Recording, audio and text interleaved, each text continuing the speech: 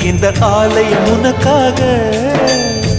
வானில் ஒரு புயல் மழை வந்தால் அழகே என்னை எங்கனம் காப்பாய். கண்ணே உன்னை என் கண்ணில் வைத்து இமைகள் எனும் கதவுகள் அடைப்பேன். சத்தியமாகுமா? நான் சத்தியம் செய்யவா? தொடு தொடுவெனவே வானவில் என்னை தூரத்தில் அழைக்கின்ற நேரம். உவா